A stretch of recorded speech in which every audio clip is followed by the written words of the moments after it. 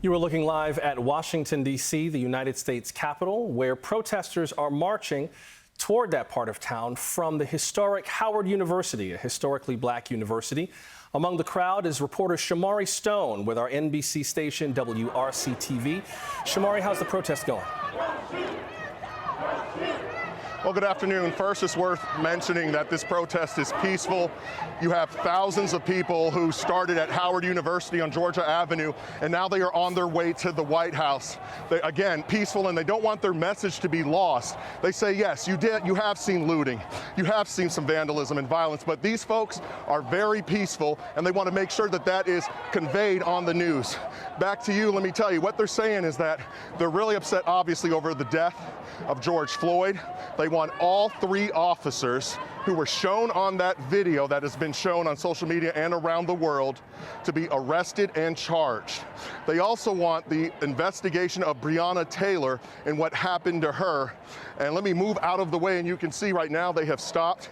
They are going to be heading to the White House, and they have up signs that read, "I can't breathe," "Hands up, don't shoot." Many of them tell me that the George Floyd case is the one that broke the camel's back. They are absolutely sick and tired of what they describe as killer cops taking the lives of unarmed black people. They also say that they are upset with Donald Trump. They feel that he has not shown leadership in terms of race relations.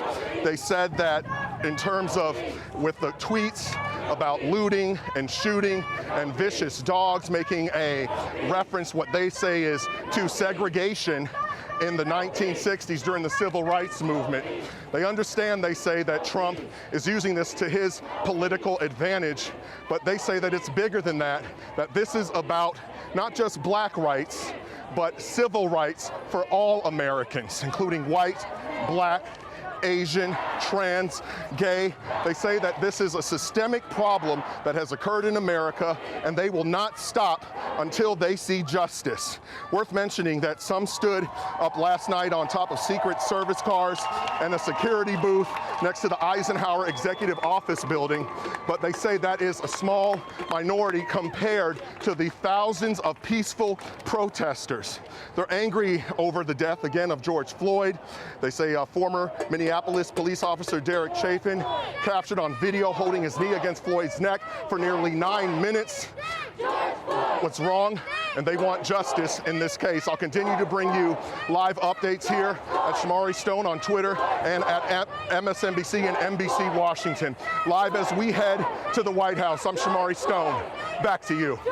Thank you, Shomari. It looks like they just crossed M Street. Looks like they're not terribly far from the White House now. That's Shomari Stone from our station WRC-TV in Washington.